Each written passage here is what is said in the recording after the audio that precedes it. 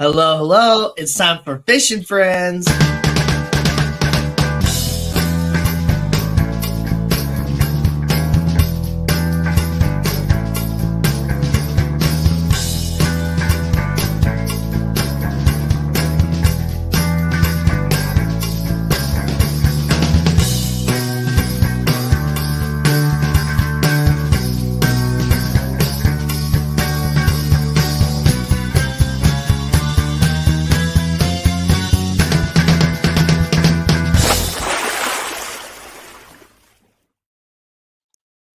What's up, everybody, and welcome to Fishing Friends with Danny and Gina. I'm Danny. I'm Gina. And this is going to be a good one. Man. So, last week I bought my car. Still doesn't have an ignition. So I'm dealing with that right now. So I still started with the screwdriver. I was hoping they would have the new ignition, and they did get the new ignition that I could have gotten it put in today had I known I needed to get there super early and that the locksmith closed at like 1. I didn't know. They told me it was going to be like a 3-4 hour job, so I was prepared for that. But I had my nephew's birthday today, so I'm like, okay, drop it off at like noon, hang out with my parents for a little bit before we go to the birthday party at 2. And then they call me at some point when it's done there. And then we just go to pick up my car after the birthday party. And like the locksmith was like pretty much already closed because I got there like 12:45. So very nice, very nice. But had I known, I would have woken up early. Well, I mean, I did actually wake up early ish or whatever. I first woke up at like 8:30 and I looked at my phone. I'm like, nah, and I went back to bed and slept. It was like 9:30. But yeah, if I would have known the locksmith closed at 1, I would have gone way earlier and my car would be fully ready.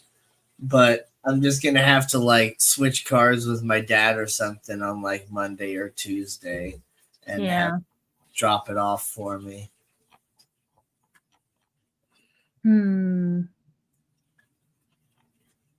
But yeah, my week's been okay.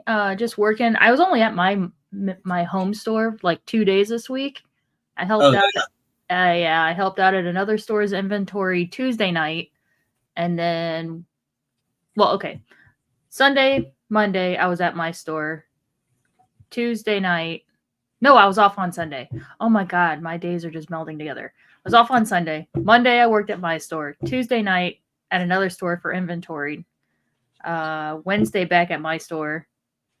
Thursday I was actually at the store that I left, the one by our house, just helping out. Friday I was at another store helping out, and then tomorrow will be my first day back in like 4 or 5 days. Nice. Crazy. There, we got some people finally saying some stuff in chat. What's up, Shell? What's up, AJVD? I don't recognize AJVD. That's a new person. Which reminds me, I need to make sure that my stream is on subscriber only, just for that. Oh, yes. I forgot to do that, too. Make sure. And turn off live reactions. Yes, because live reactions suck. Nobody likes that, especially on phone.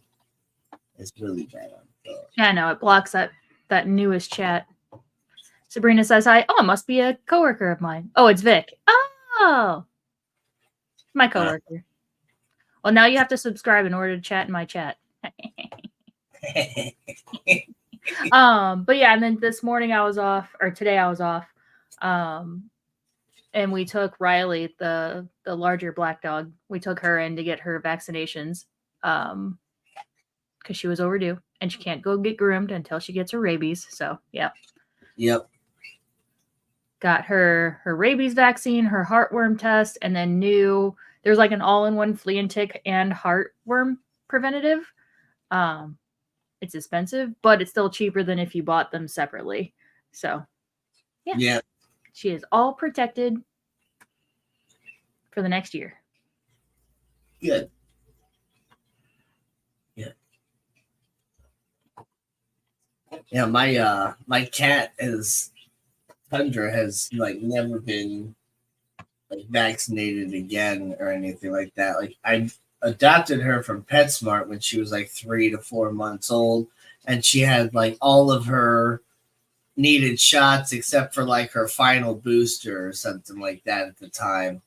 And I just never took her into the vet, never had her get any other shot. She's been the healthiest kitty ever, and just but then like one time, I'm not sure if I ever talked about it on a live stream or not, but she like did something overnight or whatever to where I woke up one day and like her tooth was like crooked. Oh. So she had like probably been like running around or something and like ran into a wall or something like that. And I don't know, like knocked her tooth loose.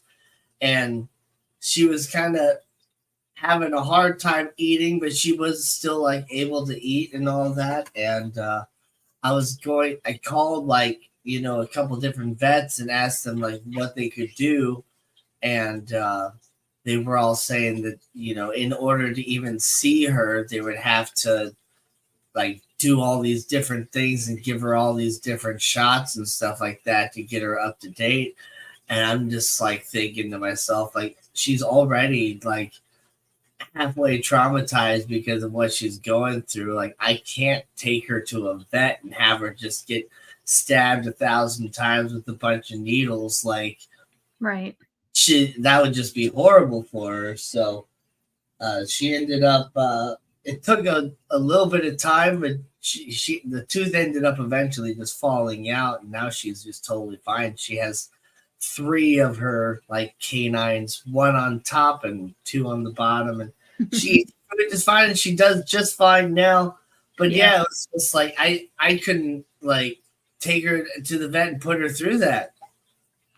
Right. And plus that's a lot. Like they say that if you're like have a cold or something that's preoccupying your immune system, you shouldn't get vaccines. So you would think with a tooth being loose, like, you know what I mean? Her immune system would be fighting potential infection there and could cause issues with getting a vaccine. Well, yeah. And like, I'm no doctor or anything like that. I don't want to get into any speculations of vaccines working and whatever. Yeah, that's not what we're talking about. That's a different part of the conversation. Just like whether you should or shouldn't get them or anything like that. It's just like I didn't want to freaking traumatize her anymore because I know how traumatizing that can be for animals in general. And the fact that she was like, at the time when that happened, like she was already like 8 or 9 years old. And so it's like, and she had never like in any of her like memories, she had never been to the vet because she doesn't remember anything from when she was 3 months old. So yeah, that would just be a very, very terrifying experience. Hi, Sabrina. Sabrina. She's another coworker. Good job keeping everything how it should be. She's a cashier. Keeping the front end running. All right. Yeah, so this week they did a update on how our pay works to where we actually get paid extra, a little bit extra for new customers and upsells and stuff like that. So nice. I more or less got a pay raise this last week because I do pretty good on upsells for sure, and new customers. I got 5 new customers this week, so we'll see how that pans out. Very nice. Did you see my Wednesday stream? I did not. Because I got a new microphone. Oh, nice. It's an RGB one. It's really cute. Nice. I thought about getting a boom arm, but I was like, this is fine right here. Yeah. I've had this microphone for a little bit. That's why I have different headphones on. These are my softer ones that don't shove my glasses into my head. So these I can stream on a lot longer with. Nice. Because I don't know if you'll notice, like the last couple of streams, I keep pulling these away to get like blood circulation back to my skull, whereas these are nice and soft. Yeah. Yeah. That can definitely be frustrating for sure. And hurt your head. Yeah. And make your ears sweat. All those different things. Well, it's like because like some like girls, most girls would know if you ever tried headbands. If they're too tight, it literally does cut off circulation and like gives you huge headaches. It'll cause like sometimes sinus drainage. Oh my gosh, it's awful.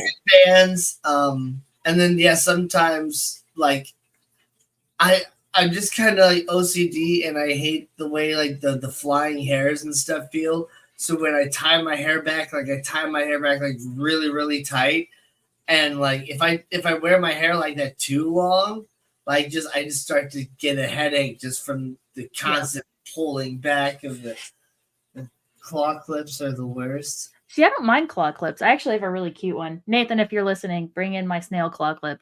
I disconnected from Baldur's Gate, so he's still in the living room playing it, but he might have the stream going on his phone. I don't know. Bring my snail claw clip off my backpack, if you're listening. Yeah, that is a really nice microphone, though. You sound really good. Yeah, I was like doing this kind of stuff yesterday. I was like, headphone wearers, does it do the ASMR thing? Is it like changing from one ear to the other? I don't know. I don't know if it does it.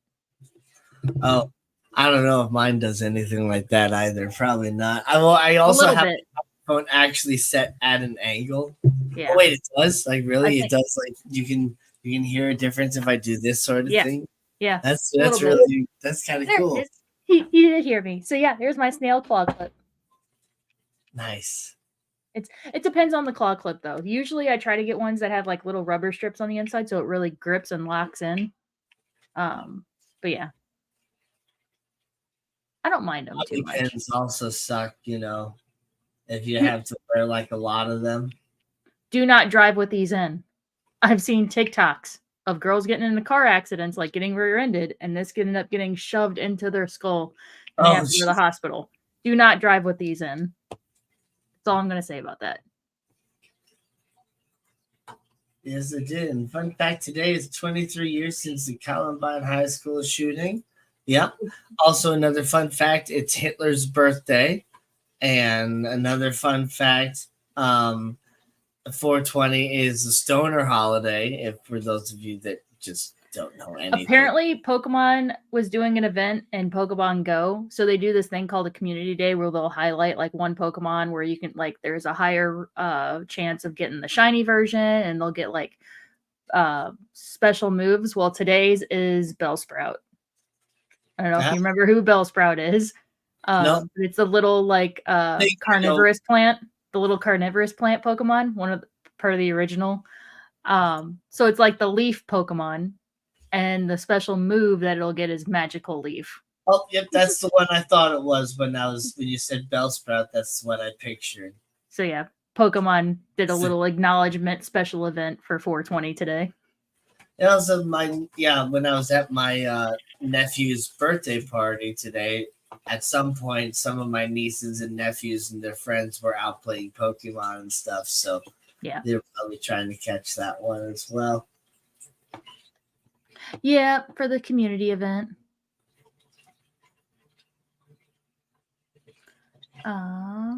Vic said, but what if I want that? Well, then you're a weirdo. Why would you want a claw clip in your skull? Well, I mean, if it looks like that, my little snail buddy. Why not make it permanent? No, thank you.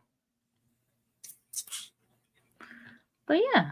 Oh, I also went over a bunch of stuff I bought from the TikTok shop. I think I bought them like 2 weeks ago, and they finally all came in. I did use one thing I guess now 2 things. I keep forgetting about the microphone. Oh, no, 3 things. So I got flat back study earrings for my cartilage piercing. So it's not just like a ball. They're both screw-in, but it's not a ball that's on the back of the ear now. It's like a flat disc. Nice. So yeah, I put one of those on, or I put the pair in. Feels so much better. I got nail tips so I can start painting my my own press-ons again, because these are the correct length that I usually end up filing them down to. So that's a whole extra step, time consuming, tedious step that I don't have to do anymore. I got the African net sponge. It's like a loofah that's not all curled up, and it's actually hand like knotted netting. Yeah. So it exfoliates so much better. It does. I immediately, as soon as I like used it and showered off and got out, like you could feel, I was like, oh, my skin's so soft. Nice. It was very nice.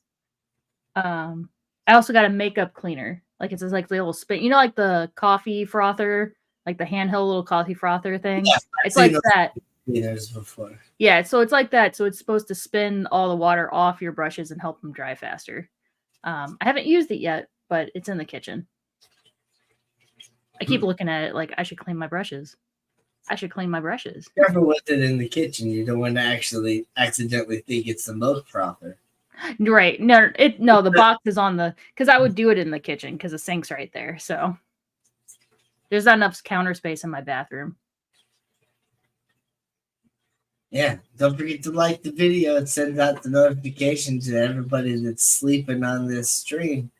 Yeah. I also didn't pre-set up my stream. I literally did it right before we went live. So maybe a lot of people didn't get the notification. Yeah, maybe. But that's okay. Theme Fun Aquatics and Skipper's Aquariums are also live streaming right now. Oh, there's the Aquarius auction going on. Oh, that's where everybody's at. Got to check if the auction is happening. That's where everybody's at. Yeah, because we usually wait until they're done. Yeah.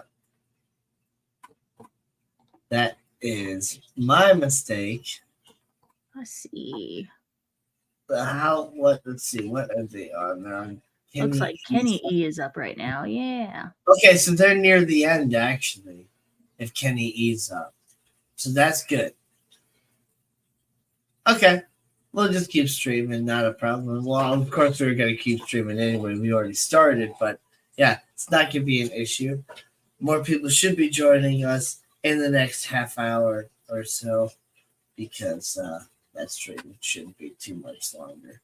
Kenny is the second to last one, and they've already gone through like 6 people, I guess. So.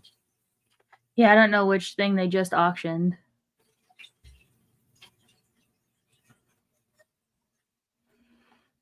Doesn't look like they put it in chat. Sunkiss. Maybe it was the shrimp. I heard some people talk about shrimp, or I see some people talked about shrimp. So that would have been his last item. Oh. Well. So yeah, just 2 more items to auction then. Big Steve, yeah, Big Steve just went up and he's the last one. So 2 more things to auction over on Skipper's side. And then everyone hopefully will move over here. All right. Nice.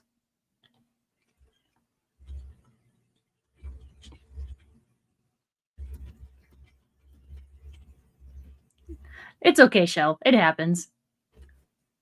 Shell apparently wasn't subbed, but she is now. So I forgive you. That's stupid YouTube. It is stupid YouTube. I found myself unsubscribed to people, and then you also never seem to see what you want to see unless you like specifically search it up. Hi, Coro. And big bucks over on Skipper's. Nice. Big bucks.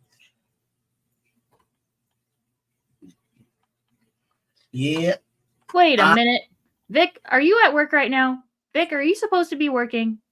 Sabrina will tell me the truth. Don't lie.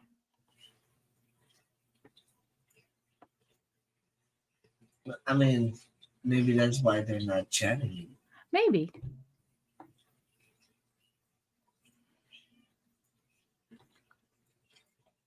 I don't remember. I only inputted everybody's lunches then. You'd think I would remember. Yeah. So my brother apparently lost all of his koi and goldfish. Oh no. He he had taken them inside for the winter, which was fine. They were doing good. He had like a it was like a 500-gallon trough or whatever that he actually had like inside with like a big filter on it and all of that.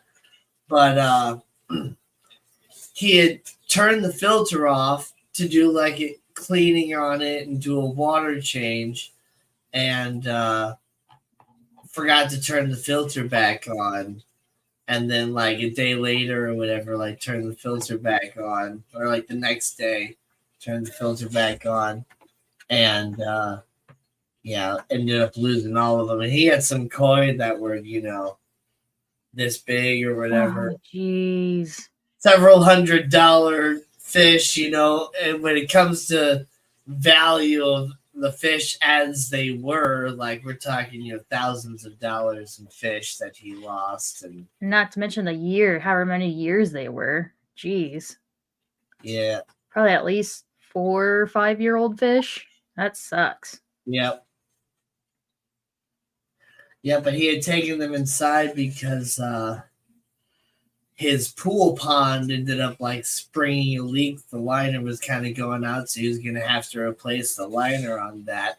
So, for those of you that don't know, like those up above ground pools or whatever, the liner of those eventually kind of.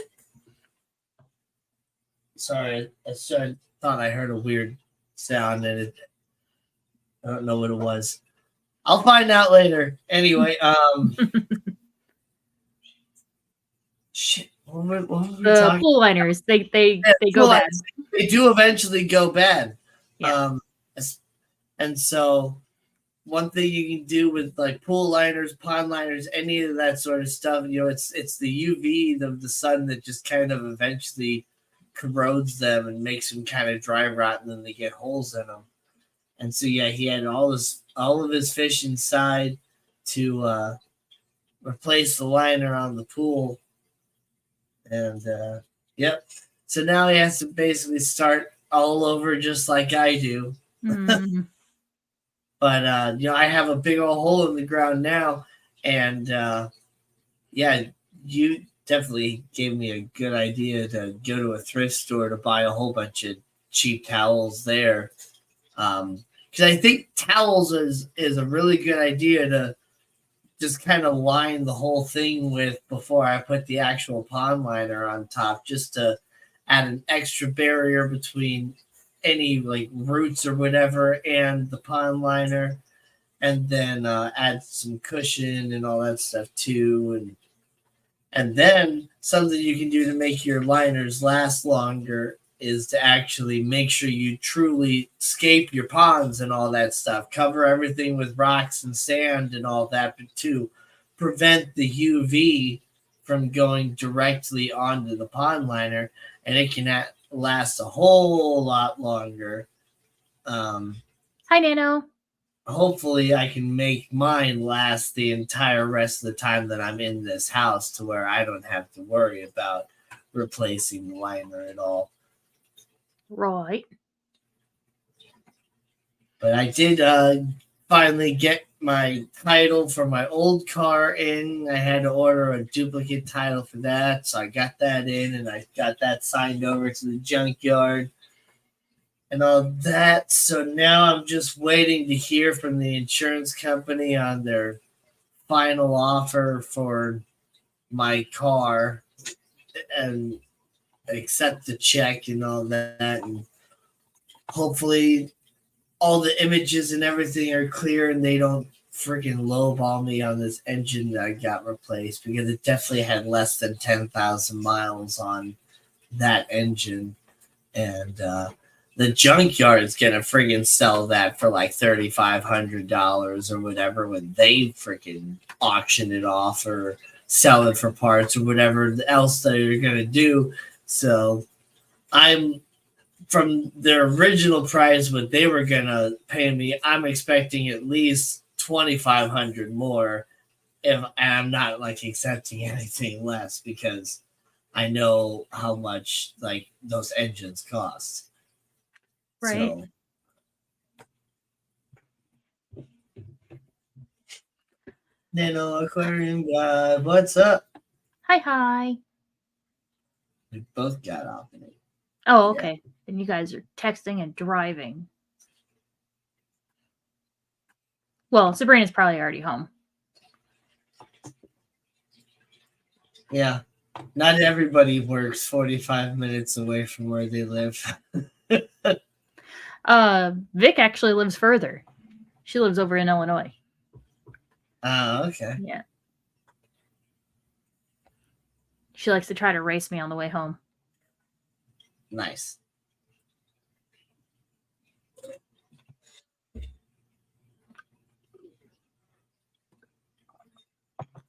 But I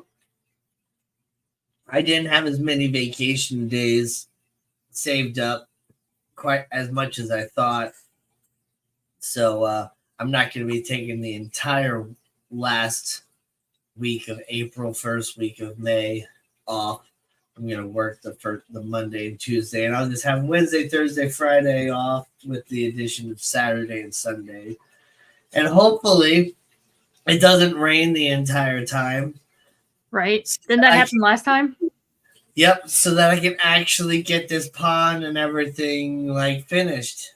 Yeah. Because, or at least enough to where it's going to where over the weekends I can add more stuff to it and finish scaping and whatever else. Like, I'm freaking just tired of looking at this big old hole in the ground. I want it to be a big old hole full of water. Yep. With the waterfall and all that stuff. And I've realized now that, putting the pond liner over my garden over winter and all that stuff, though is beneficial for my garden area to get like a, hold on.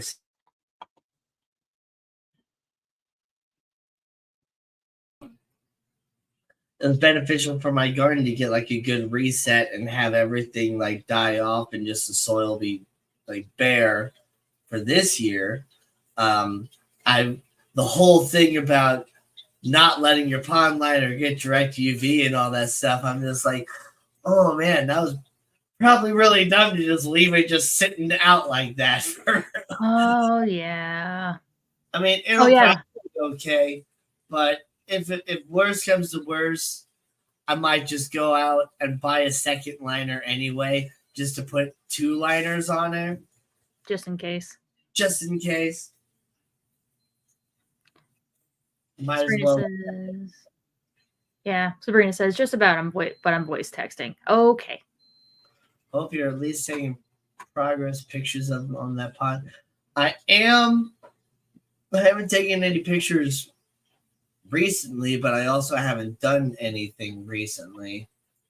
Let me see if I can find the most current picture of what it looks like. Let's scroll back half a year here.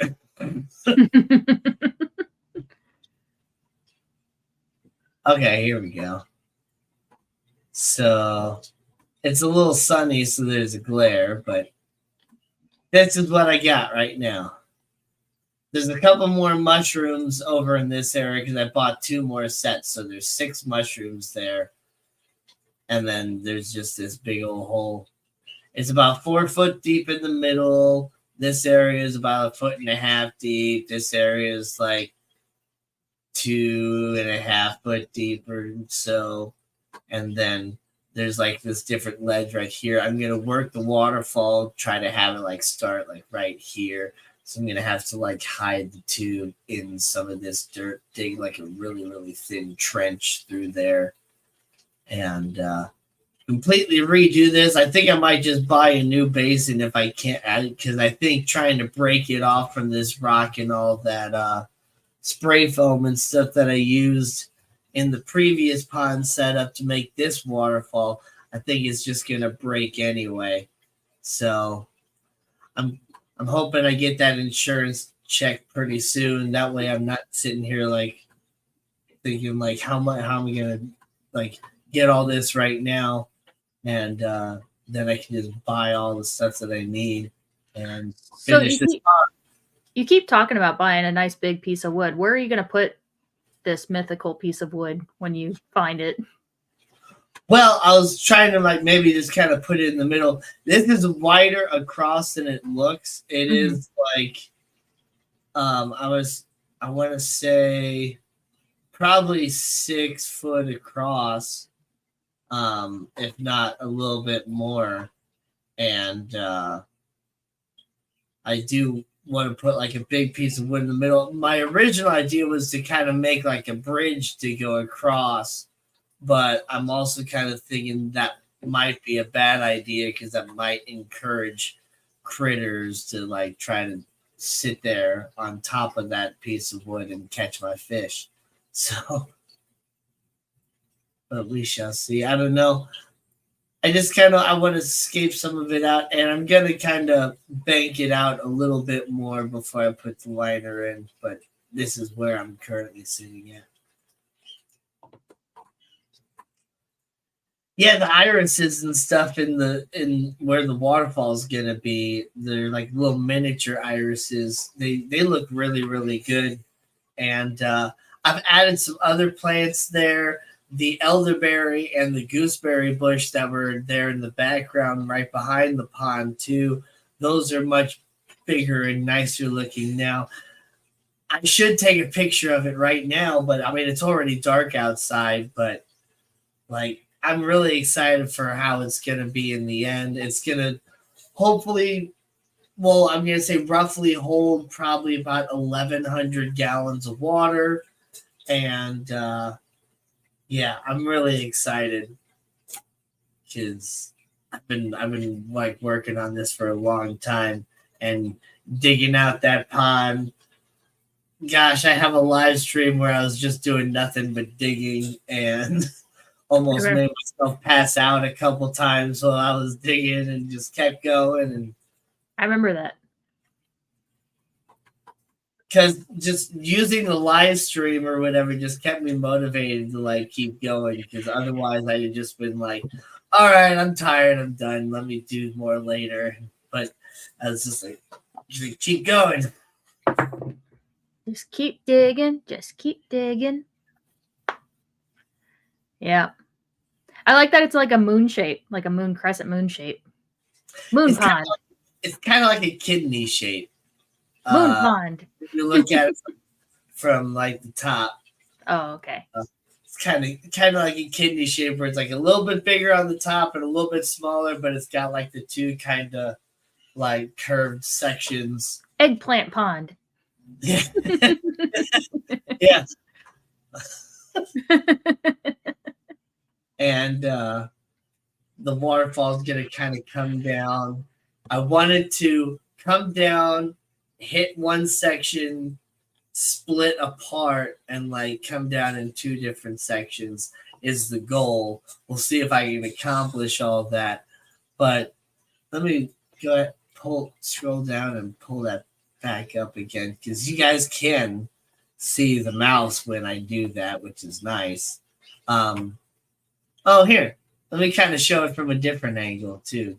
Even though it doesn't look as deep from this angle, it kind of shows you how wide, like that it's wider at the top. But like this area is where I want the waterfall to kind of come down and like break apart and like go out, which would be nice. But most of the water should go into this area, which has started kind of growing up again. That's this area right here. But you see all these rocks, which is what I was originally pulling this up for, all these different rocks. Some of them were around the original pond, like this one right here. But like this one and some of these other ones, a lot of these were just kind of buried up all in this area that I just kind of was digging up. I tore up basically half of these irises when I was cutting into this area. And you know, I'm fine with that because it's gonna kind of grow in more and spread out anyway.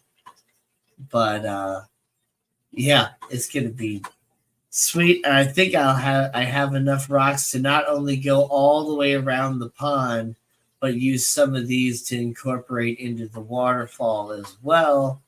And then I'll have to buy some more rocks and buy a whole bunch of like sand and freaking river pebbles and all that stuff to escape the entire thing. Yeah. You gonna do like play sand? I might do play sand. Like pool filter sand? I still have some sand left over from some of my different scapes and stuff that I'm gonna use. I'm gonna throw a whole bunch of stuff in there, and get some stuff from like the river and whatever too. That's already like seeded with different crap and all that. Nice. And yeah, because I hopefully, you know, I was planning to maybe kind of be able to do that stuff over these first couple weekends, like get down to the river and do some collecting.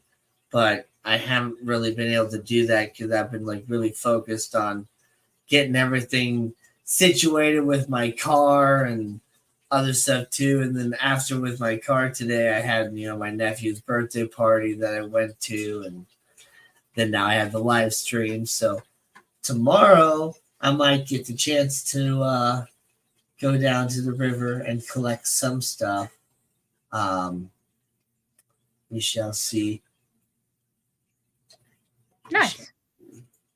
But I also got a few plants that I want to start getting in the ground too. So I do need to take a trip up to Home Depot to buy some more good, high quality dirt and fill up some of these pots and also dig up some area and put some specific plants in the ground.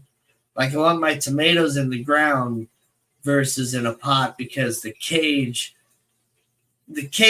works relatively well in a pot, but in any sort of pot or raised bed or whatever, the soil doesn't necessarily compact as much. And so the cage doesn't really have anything to grip onto.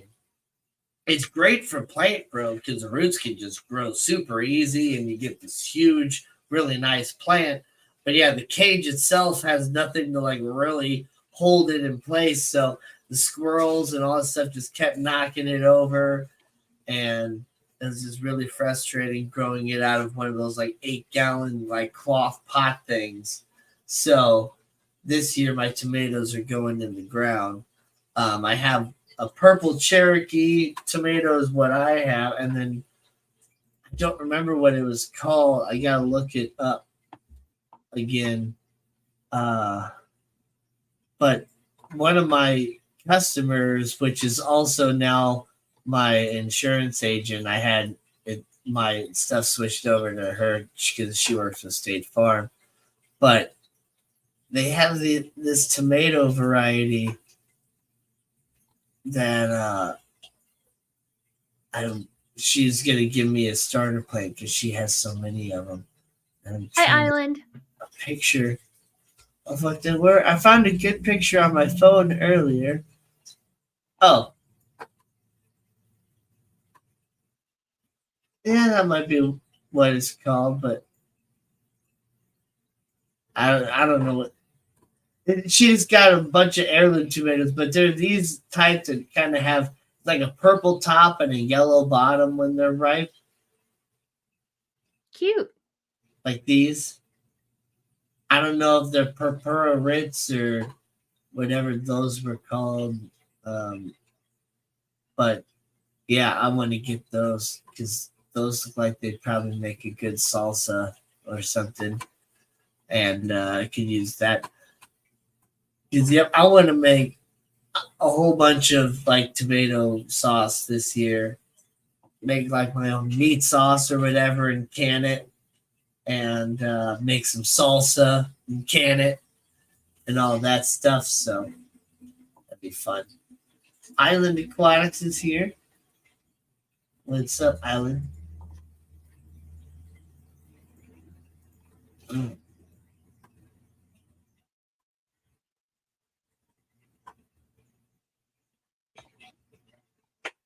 Sorry, I'm peeking at the auction. I was just wondering if you were doing that. How far are they Sorry. now? I think they're on the last item. Okie dokie. Now, I've taken all my succulents and stuff. Well, not all of them, but like I had a big aloe vera, and my cactus, baby Bob Thornton, was over here, and now they're outside doing pretty well. My pineapple, I don't know what happened. Like the second day it was outside or whatever, I was like watering it, and I kind of bumped the top, and the whole top just kind of like fell off, and I guess it just kind of rotted from the inside a little bit. So it's still outside in the dirt, and because a lot of the leaves or whatever are still green, like it kind of looks like it is still fine, even though the top died or whatever. So I don't know. It might recover or something. Probably not. Most definitely not. But oh well. I'm not going to throw it away quite yet. But the pineapple is freaking delicious, and pineapple itself keeps pretty well in the fridge if you cut it up and keep it in like a Tupperware container, because it's highly acidic and full of enzymes and all that stuff, so it kind of just preserves itself in its own juices. You can keep it for a couple weeks.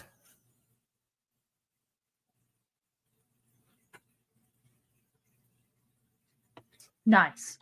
Yeah, I think my mom planted some tomatoes, I think some lettuce. She mentioned some other stuff, and I don't remember. I was half listening when she was listing them all off. Yeah. If I want to try to plant any sort of lettuce or anything like that, I'm going to have to get a fence on my garden, which I kind of plan to do this year if I can. With this insurance check I'm getting, like I'm trying not to spend too much, obviously, but I'm going to be able to pay my credit card off, which is nice.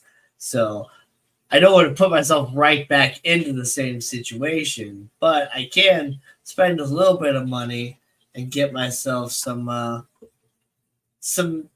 don't know, some plywood or whatever, because there's already this like wooden barrier that goes all the way around my garden area. I have this little garden plot that was there when I bought the house, and it has like a wooden rim. I don't know quite how deep the wood goes, but it's deep enough and it sticks out enough to where I can put a couple like planks, vertical, and hammer them in or screw them in, whatever. I got myself a drill now, and make some posts to go around and just get some fence, some cheap fencing stuff, like not chicken wire, but some other sort of like wiring fence stuff, and kind of go around and go around the whole thing, and even like make myself a little gate, buy some hinges and stuff, and make a little gate, and then I'll have like an official garden area that the rabbits can't really get into. I'll still have to kind of worry about squirrels a little bit, but there's also some neighborhood cats that I don't really like, that they hang around a whole lot, but they do kind of keep some of the other pests away, I guess. So they're not that bad to necessarily have around, as long as they leave my plants and stuff alone. So there's that. Oh, but my blueberries, I have 6 active blueberry bushes. I just lost somehow. I don't know quite how it got lost, but one just sort of died back. I guess just got taken over by the other ones. Maybe they're just planted too close together or something. And then I lost one that was in a pot over winter a few years back. So I currently have 6 good blueberry bushes, and 3 of them are like covered in flowers and little bitty starting like blueberries where the flowers have already fallen off and the blueberries are growing. So that's Nice. exciting. I don't quite understand why only 3 are actively blooming and stuff and the other 3 aren't. But maybe there's just a different timing on the blueberries because they are pretty much like all different species of blueberries. And or maybe there's just something to where, like, I don't know, these 3 are having a good year and the other 3 aren't, and then next year the other 3 will have a better year and the other 3 won't. I don't know. I'm not super like savvy on blueberries and exactly how they grow in different seasons and whatever else. You know who could probably tell you? Silver Creek. Silver Creek probably knows more information about blueberries. Yep. I do know some, and I know that they can survive very well, and they like acidic soil and stuff like that, so they're kind of good to grow around like citruses and stuff like that. And you can use like citrus type soil with the blueberries because they like that. But then they're also good to survive up to like negative 30 degrees Fahrenheit as long as they're in ground. Because if they're in a pot, then the roots can actually, get colder and freeze. And that's how I lost one in a pot, over winter. Winter got too cold for it. It survived one winter outside in a pot, but the second winter it did not. And that Hi, James. What's up, James? And Benjamin Peters has joined us as well. What's up, Benjamin? But what's really exciting is that one of my blueberry bushes, I have this rare variety that I had never seen before. And when I was at Home Depot, I bought it, I think last year. There was only one. There's only one of these in the entire big old thing of blueberries that they had, and it was a pink lemonade blueberry. And I didn't get any berries from it last year, but this year it has a bunch of flowers and little like starting like berries and stuff on there. So I'm really excited to get those because these pink lemonade blueberries, they actually ripen to this like neon pink sort of color. So Ooh. call them blueberries. I don't know. That's what they are. It's like they look just like a blueberry, and they're in that same species, but they just ripen to this pink color. And I'm really, really excited to see what these taste like. I bet they taste like pink. What's interesting too is if you look at the leaves, these leaves are like really long and pointy. Whereas I have like I have a high bush blueberry as well, which these leaves are kind of wider and like stubbier and like more robust. And these blueberries are obviously like much more blue. Mm-hmm. But yeah, there's all these different varieties of blueberries. Some, I don't know what the blueberries variety is on the top of my head anymore because, well, like 4 of these blueberry bushes were already here at the house when I bought them. And I only introduced 2 that are currently in the ground. So I don't know what all of them are, but in like springtime and in fall time too, the leaves get this really nice like pinkish purpley look to them, and some of them like get like really really red too. And so they're beautiful little bushes. I definitely recommend blueberry bushes for anybody. They are a little finicky, and you got to make sure you keep them good and watered and all that, and don't necessarily put them in direct sunlight, but don't put them in too much shade. They kind of like medium sun. But yeah, they're definitely a lot of fun. I wish they grew faster though. Yeah. Because it would be fun to have this nice, really big bush where I'm just grabbing a crap ton of blueberries. But right now I just get little bitty bushes. I want them to grow big, big, big. We got blueberries and gooseberries and elderberries and blackberries and black raspberries and golden raspberries and all these different berries. And my lemon tree has a couple little buds that are starting on there. My sister, I was at her house today with my nephew's birthday party. She has a couple lemon trees that got little buds and a bunch of little leafy things starting. She trims hers down really far every year. But she has a little mandarin orange tree that is just covered in little bitty green oranges right now. So it's really cool. She must have gotten really lucky with that one, and it started budding and all that indoors before they even took it outside. And because one of those oranges, they're already like jawbreaker size or whatever. Nice. Good. Banofsky. Don't forget the thumbs up, gang. Mm-hmm. Yeah. Yeah, my week's been pretty uneventful. Not much going on. Yeah, in general, mine too. I've been kind of thinking about how I want to hit my car's windows. If I want to just do black, if I want to go with red, or something else. We did get Nathan's fixed. He actually took it to the place where we originally had it tinted. And then the worker from the auto body place came and I guess, met him there so that they paid for it. So, yeah. Nice. Yeah, all worked out. Yeah,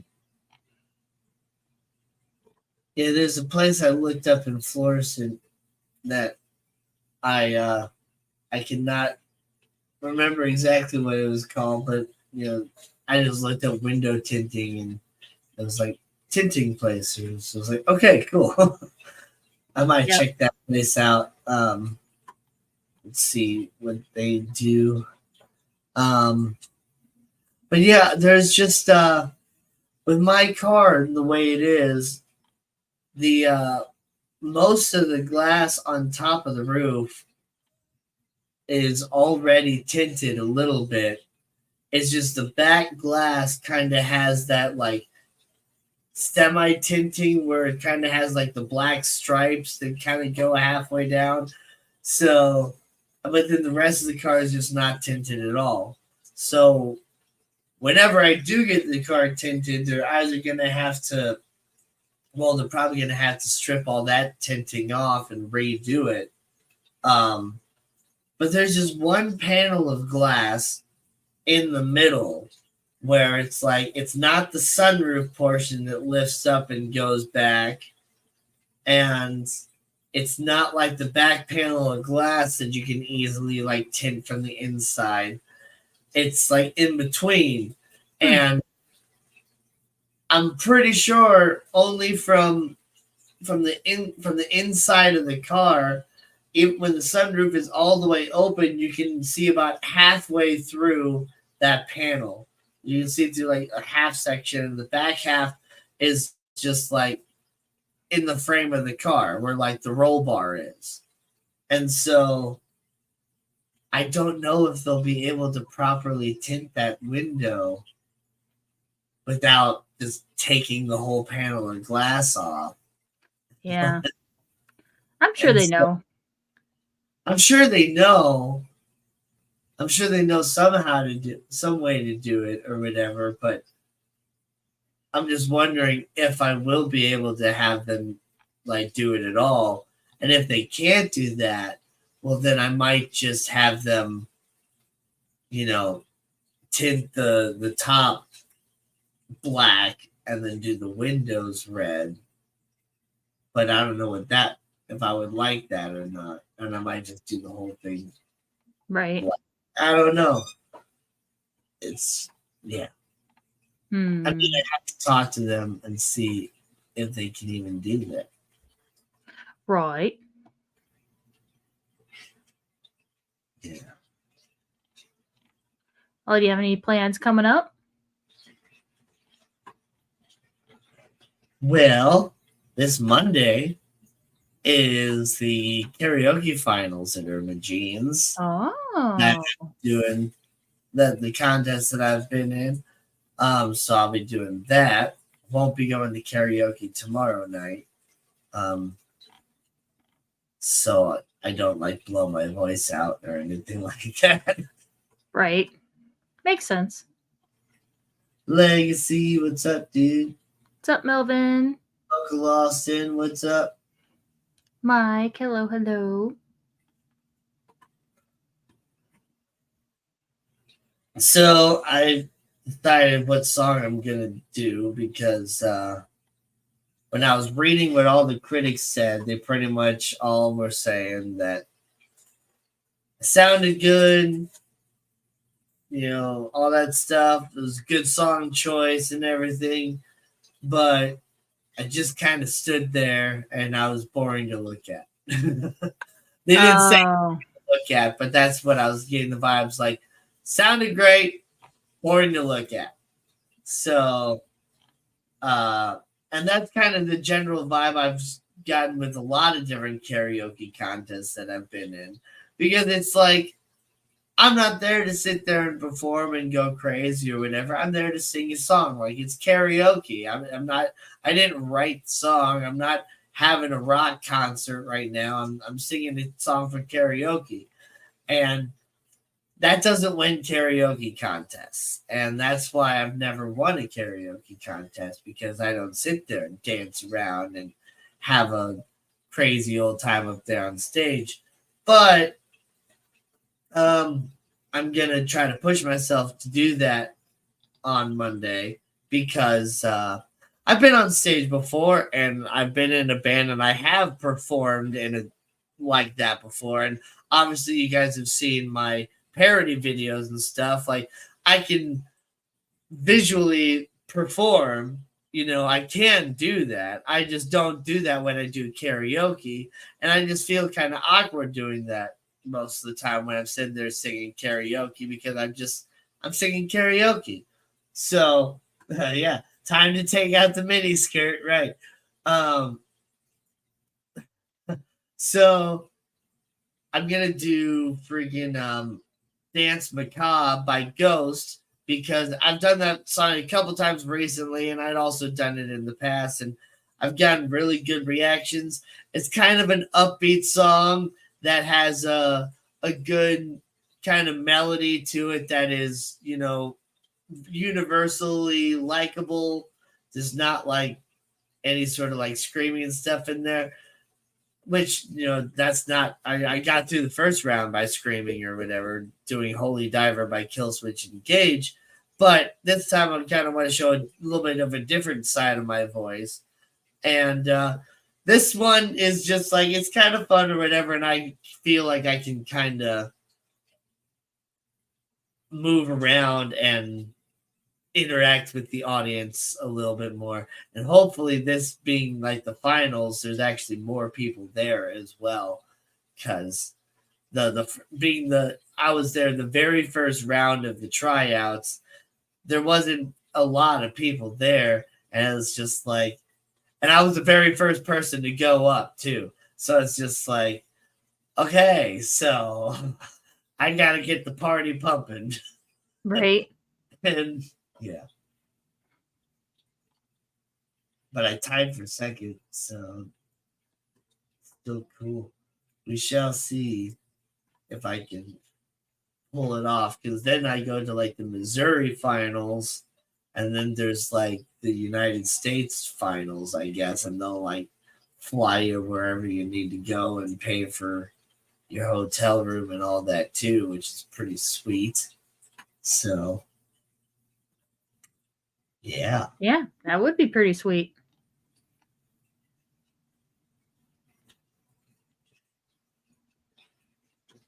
I've been kind of hoping some more people were gonna be showing up because I've been holding out on what I bought this week. Oh. Is the auction over? It's over. I believe it's over. Yeah, it should be over now.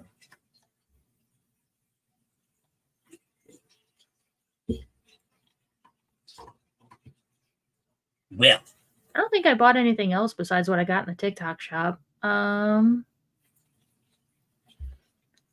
I got new like little roll-on glass bottles because I'd gotten a body spray from Bath and Body Works a couple months ago, but then the sprayer top, like I dropped it and it broke. So it's a brand new bottle and I haven't been able to use it. So I got these little like 4-ounce glass bottles that have the roller ball caps on them. So now I can use them, and now I can stash them everywhere. I can have one at home, one in my car, one in my bag, maybe keep one at work. Yeah. What's new in Petco? Well, my nephew is going to be going to Petco soon. Oh.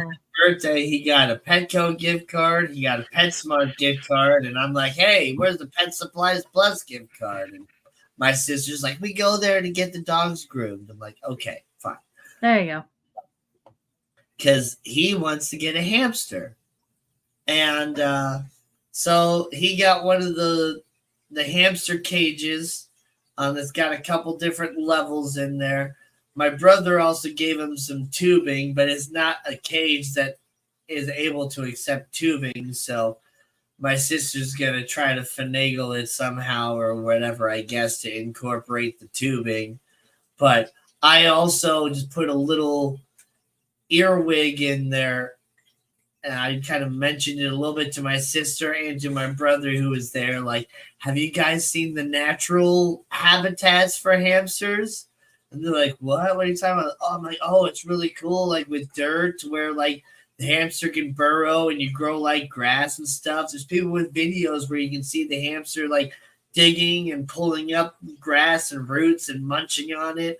And then like going and running around and hiding in their little burrow that they created with this cool hill and stuff. Like, you guys got to check it out. So hopefully they actually do. Hopefully.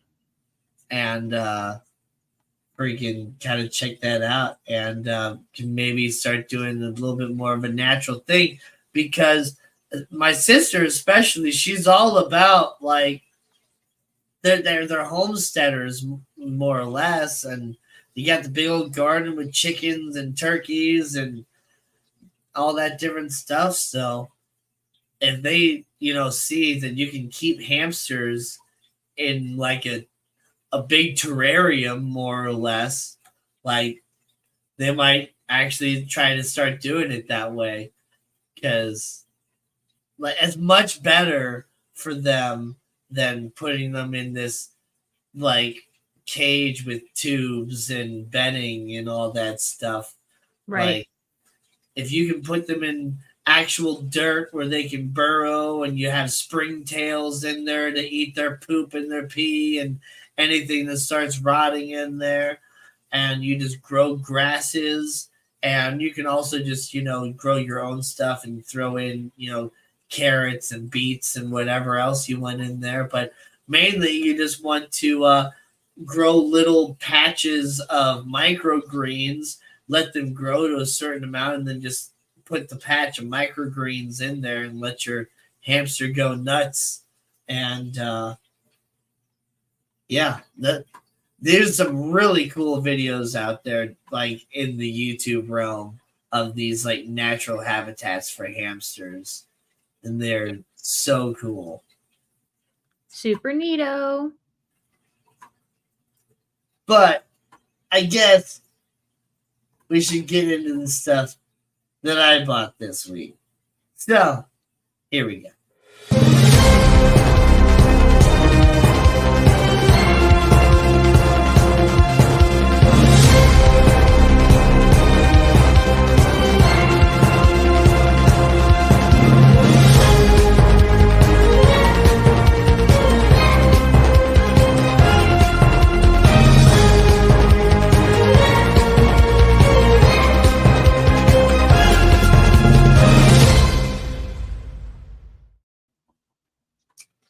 So, for those of you that don't know, and that I've mentioned it several times, my car is the stick shift. So, I have gotten myself some fun stick shift bumper stickers. We got this one right here. Warning, manual transmission. If I roll into you, you are too close. There you go. It's perfect. Even though my car actually has it has like a brake assist where it like senses the hill and kind of applies the brake a slightly bit automatically to prevent me from rolling back.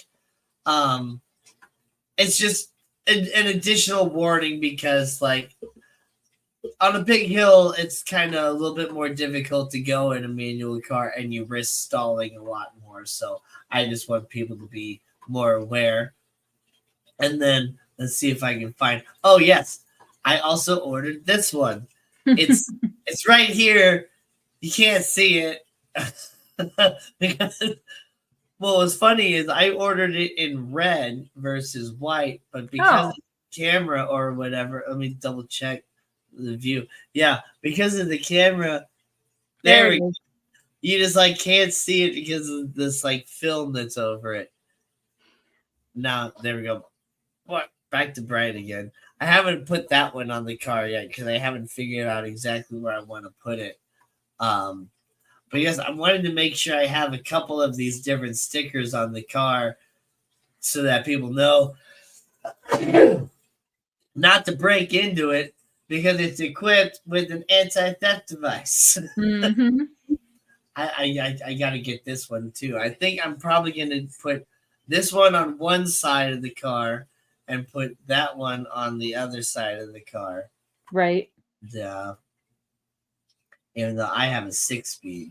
So there we go. Millennial anti-theft device. These are fun.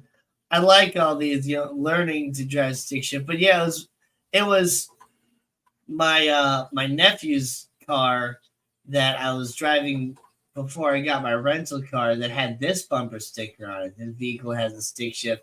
Forgive me if I roll or stall. I like these. They're a lot of fun. And I like to put bumper stickers on my car. So I got those. But I also got the this one that I think I showed before. But yes, I have a car now and I put it on there. And I showed it to my brother. He didn't really care much for it. He's just like, oh, it's a little childish. I don't think I would want to put that on my car. I'm just like, whatever, dude. I think it's hilarious. And whenever I see people with a stupid coexist sticker, I just always want to tell them to eat a dick anyway. So it's perfect. And now I can. Say it's your car. You can do what you want. Right. What are the best plants in your opinion for a bearded dragon? Bearded dragon. Oh, you meant bearded dragon. I just like that's pretty much all I bought this week was a couple bumper stickers. Oh, nice. Yep. What are the best plants? So, bearded dragons, they live in like arid, sort of like deserty stuff. So, you want to think cacti and succulents and stuff like that. Pothos, any sort of like tropical plant is not going to work because you're not keeping a tropical environment. So some great ones are Haworthia.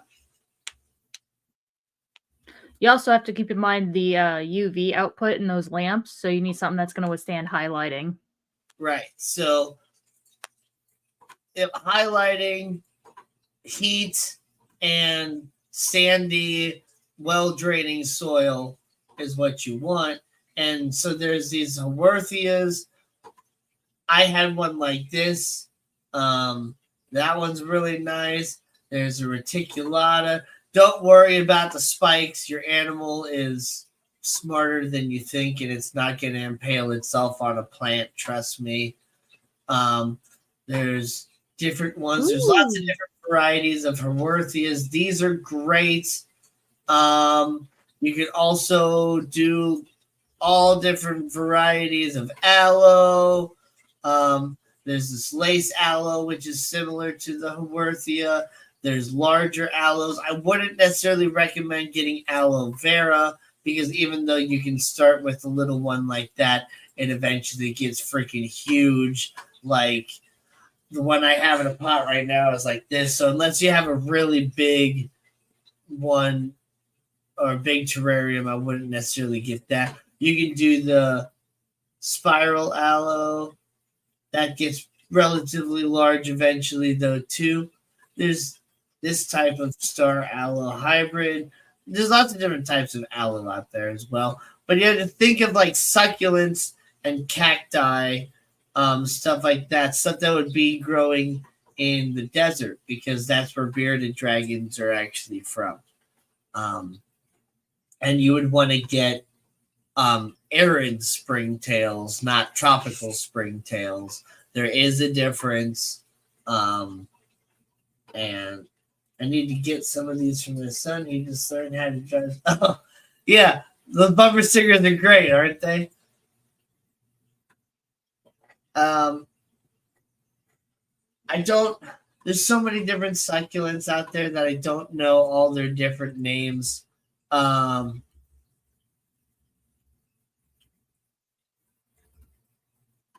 This one, I used to have one of these.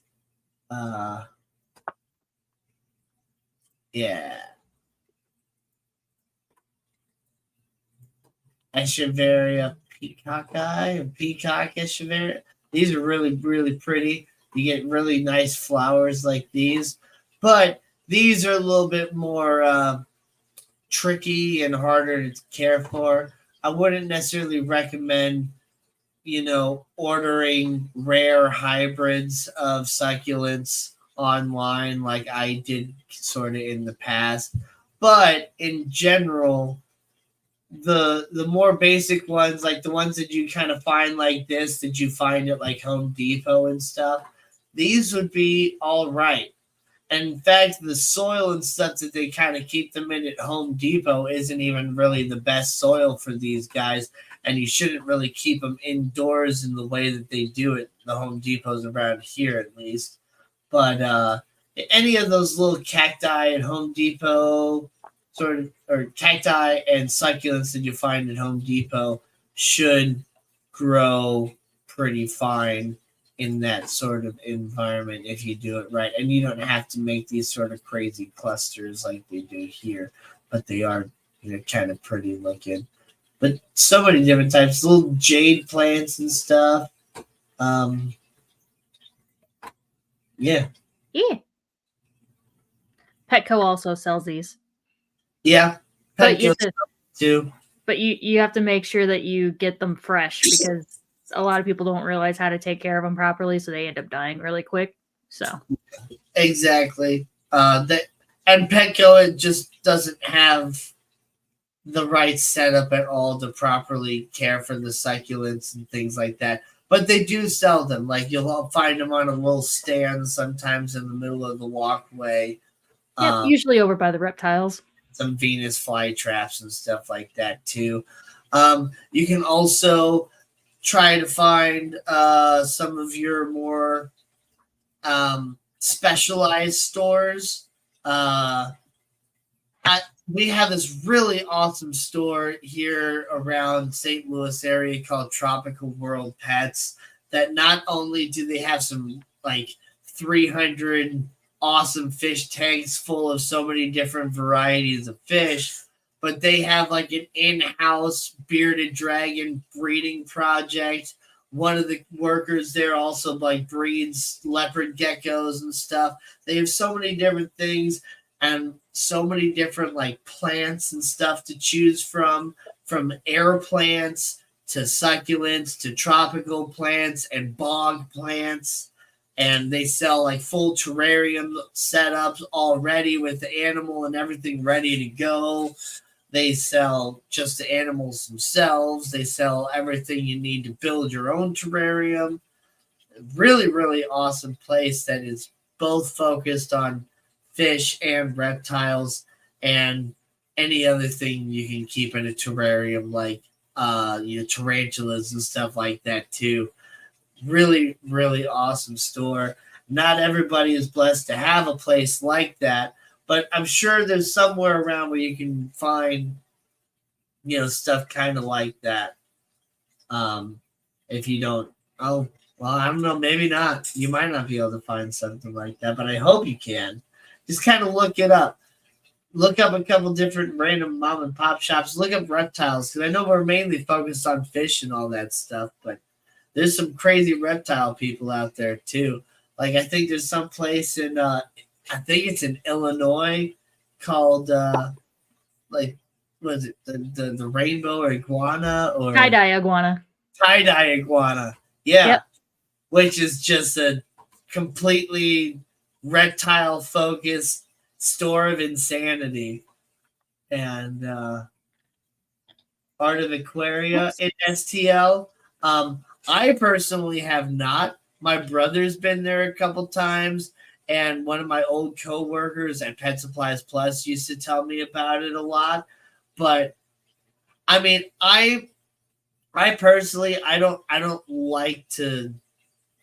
I like to find a place and like just become like their regular like customer, and like so Tropical World Pets has my love as far as like the freshwater side.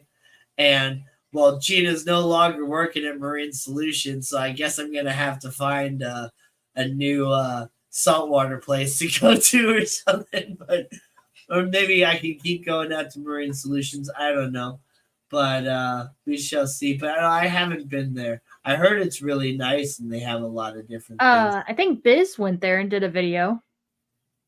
Yeah, Yeah. probably did. Biz does a lot of different videos of different pet stores in the area. Yeah, definitely check out Fishy Biz Aquatics if you guys. Coro, go get the link. Make the mod do some work. Yeah. Go, mod, go. Go, mod, go. Go forth. Or could I just say Fish Fam link, share link to Fishy Biz Aquatics? I think it's like and like apostrophe info Fishy Biz Aquatics, but then you have to like spell it correctly, I think. And it'll like do all the links and stuff. Oh. I'm not too familiar with all the links.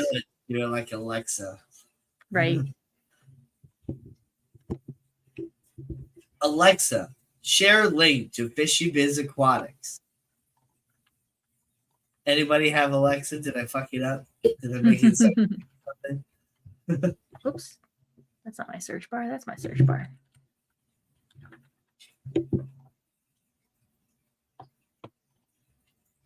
I got it.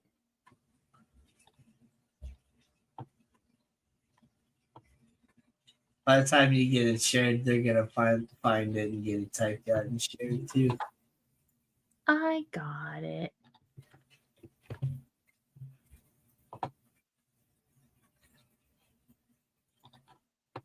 Oh, it's all one word. I always forget. Mm-hmm. Yeah, spelling correctly. Who has time for that, right? Oh, you got it in mind too. Okay. I did them both. I was prepared. I have both of our streams pulled up. Yeah. Yep, he's a cool dude. For those of you that don't know him, which everybody here probably does, but anybody that might be checking out the stream randomly and stuff, he's a teacher and likes to bring a lot of kids into the aquarium hobby by, incorporating the fish tanks and stuff, not just into his classroom, but also into his teaching and all that too.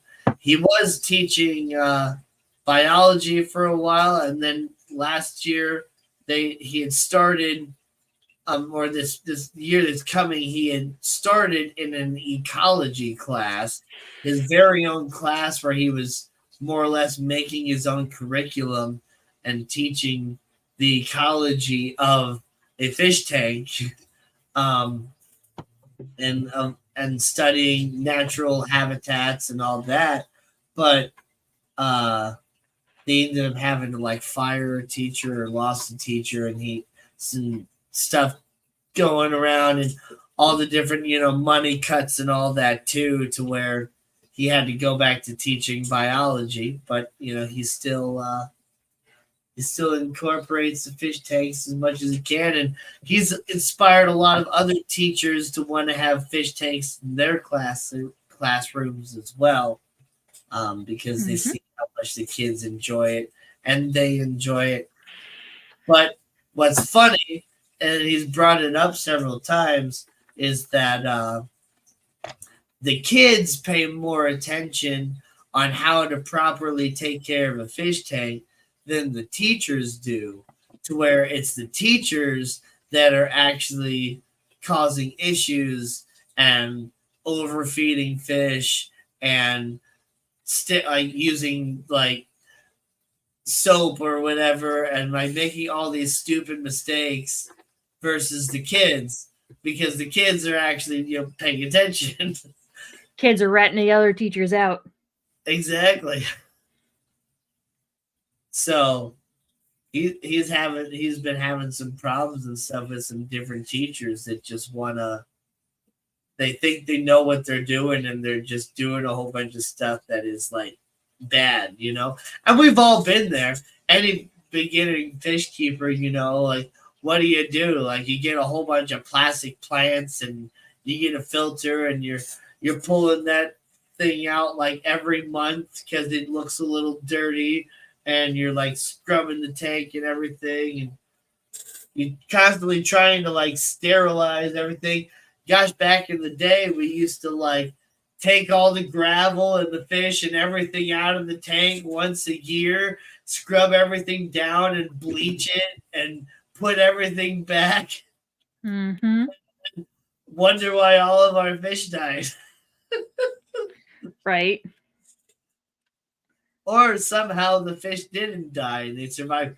Gosh, that was the thing that was crazy. Is I do remember when I was a kid, I feel like pest snails were way more hardcore back in the day, because we would have them survive in like the bleaching and all that stuff. We would do all that to like try to get rid of the snails, and somehow we'd still end up with snails again. Every time.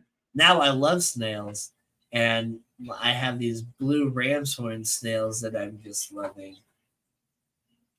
And I've been adding, a little bit of eggshell and stuff here and there into the tank to have them kind of munch on, and to just kind of buff the water a little bit, because I get so many eggs now, and I love my hard-boiled eggs. And so, after I crack all the hard-boiled eggs and I got good, clean, sterile boiled eggshell, what better to do with it than to just crack it up a little bit more and throw it in the tank for snails and stuff to feed on. So if you guys aren't doing that, well, now you know you can. I mean, especially if you're hard boiling the eggs anyway, you're literally sterilizing everything because it's boiling water. So nothing to worry about. And you don't have like the gooey like egg stuff on there of like your normal cracked eggs, to where you have to worry about that fouling up the tank or anything like that. You just have a perfectly clean eggshell that is pretty much just pure calcium. So it's great. Oh, speaking of like calcium and all that stuff, I was at Pet Supplies Plus last week, and I know I've been talking about how they've been modernizing and bringing a whole lot of more natural stuff into the store. And hey,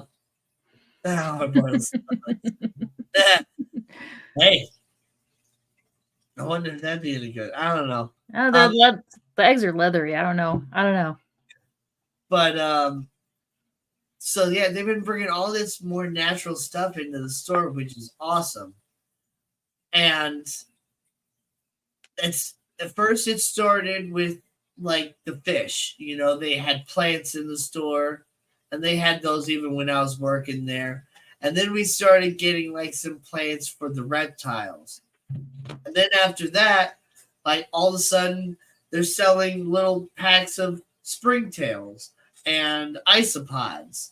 And then I know I talked about it like a couple weeks ago, they started selling, all different sorts of like leaves. And like I got these jack leaves from Pet Supplies Plus, and they have all other types of leaves, catappa leaves, almond leaves, miniature catappa leaves, whatever else.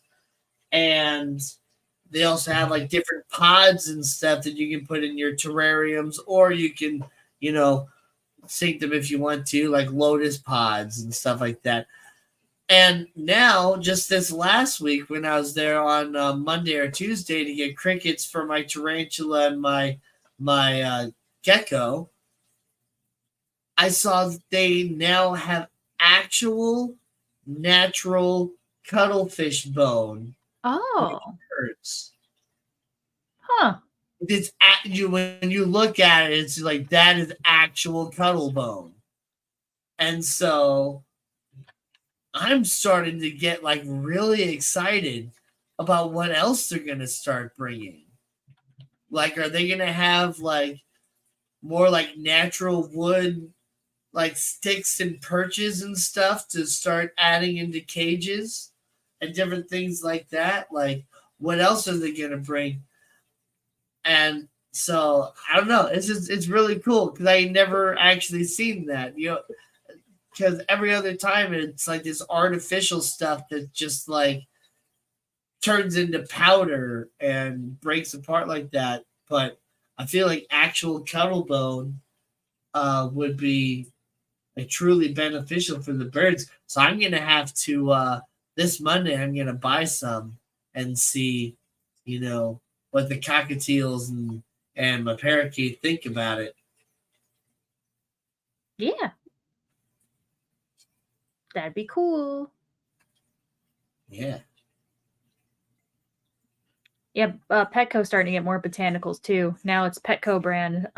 It's like a little botanical pack. It's like 2 catappa leaves, some I forget what kind of bark it is, but 2 like bark sticks. They're in the new shrimp section, like shrimp and plant section, and in the beta. Is it multi bark? I maybe let me go to Petco's website and see. But that's really cool. Because I know Petco used to sell like, bags of rocks to like get ready for like aquascaping, so like dragonstone, bags of dragonstone. Yeah, they still have that. Yeah, it's really cool to see them starting to do all this stuff with botanicals and to actually start to keep up with what people are looking for, because they've been so far behind for so many years already on, how to, not keep your standard sort of plastic fish tank and anything else. So it's really exciting to start to see that stuff. All right, catappa leaves and bark. Oh, it's actually like 5 catappa leaves and then 2 pieces of bark. Let's see. It just says bark. Yeah. Because they also, over where the betas are, they have some like other botanical stuff. They have like miniature catappa leaves and like some like bark or something like that too, or miniature mopani wood or something.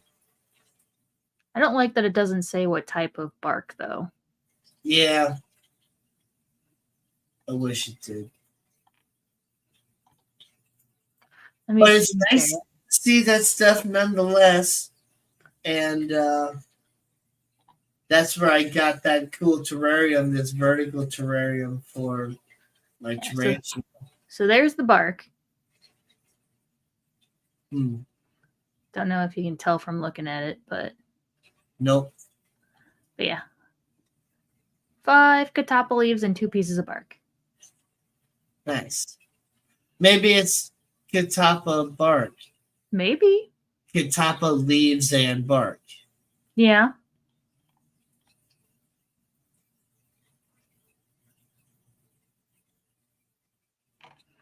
I don't know, but it's pretty cool.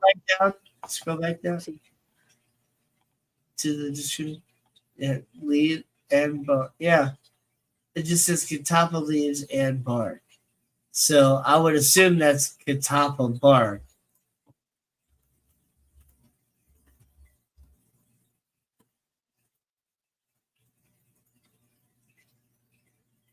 Yeah. Yeah. That's what it looks like. It probably is. It's catappa bark, but I searched catappa bark.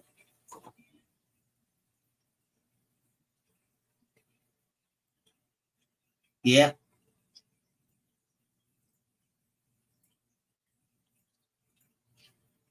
See?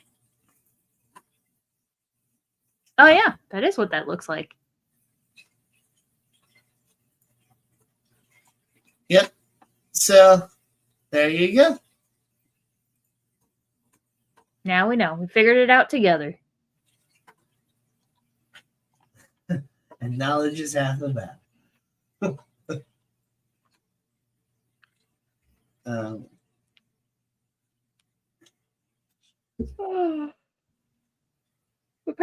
Nathan asked earlier whenever we were out on our way home from the getting Riley's vaccines. He's like, are we going to go to Aldi? I'm like, we should, but I don't want to. And now that they're closed, now I'm like, we should have gone to Aldi. Yep. That's what happened. That's how it goes. Yep. Nope. Came home, did the dishes, did laundry. Yeah. And then played Baldur's Gate. Baldur's Gate 3, right? The new one? Yeah. Yes, it's been so much fun. See, I was telling you before the stream started, we were playing the other day, and we turned off autosave because we did want to do what's called save scumming. So it's kind of like a choose your own adventure, like those old Goosebumps books. Right. Every playthrough is different, and depending on what your choices are and who you kill and who you ally with, changes the story a little bit. I mean, the ending is obviously going to be pretty much the same, but there are different endings depending on what you choose. So we turned off autosave so that we could make different choices. Just sit there and go, I didn't like that choice. Let me go back and change my mind. Yeah, load to a file right before that and then change the answer. Well, because of that, we played for like 2 hours, and then we got to a section where I got myself in the middle of a trap and I died. Well, Nathan tried to go after me to save me, and then he died. And like, it was pretty much our whole party died. And so we lost 2 hours of gameplay because we didn't save at all. Yep. So we turned autosave back on. That sort of thing is what made me freaking quit playing Fallout before I even really started. Yeah. I had bought Fallout 3 when I was in Iraq, thinking that it was Game of the Year edition, and I heard a lot of people liked it, so I bought it to check it out. And I leave the vault, and you're supposed to go to some destinations that's super far away. So I started working my way there, kind of checked out this little building a little bit and went there. I straight up probably took a half hour to 45 minutes for me to get all the way there. But I never entered a building or anything like that for it to autosave. Mm-hmm. As soon as I get to the town where I'm supposed to be at, there's snipers or something, and I get just sniped out of nowhere. And it's just like I go all the way back to where I exited the vault. Oh And my god. I did all of that and none of it. I hate this game. This is stupid. Flips The whole all the reason, tables. and I think the whole reason I ended up dying in the first place too was not only was I getting sniped and stuff, but I think I was also getting attacked by like dogs and rad roaches and stuff, and I ran out of ammo because like I wasn't like thinking about the game being like Fallout or whatever. I was thinking the game being like Call of Duty and any other first person shooter game that I had played to where there's ammo all over the place. You don't really run out of ammo. The game just kind of finds a way to make sure that you don't. Whereas Fallout is very, very different. You're obviously like trying to go through a nuclear fallout, so like ammo is hard to come by. Yeah, you're literally having to scavenge and craft and yeah. Yep. I wasn't fully aware of what the game was supposed to be like, so yeah, I got really pissed off, and then I never played it. But then, I eventually got Fallout 4 and absolutely loved that one, and I'm really excited for them to eventually finish Fallout 5. But I hope they continue doing it the way that they are and don't start going the way that like Ubisoft and stuff has done with games. Because Baldur's Gate 3, what's so great about that game is not only do you have all the different choices and whatever else, but it's a game that's just fully functioned or fully focused on the game itself, the gameplay, the story, and all that different stuff that's involved with that. Whereas, like, pretty much every Ubisoft game that comes out nowadays is just paywalls and microtransactions and unlocking cosmetics that don't really do anything except change the way you look.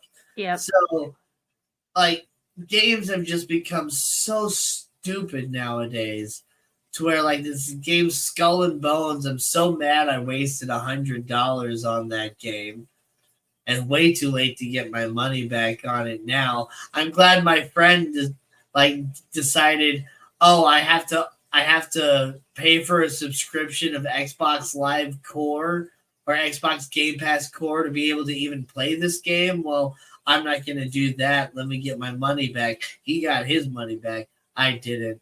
Oh. And it's like Assassin's Creed is all the same with that too. I was talking to one of my nephews about that today, about how Assassin's Creed 1 and 2, like, as you progress through the game, you unlocked more weapons through your training on the weapons, and you unlocked more parkour abilities, like the ability to jump higher and stuff like that.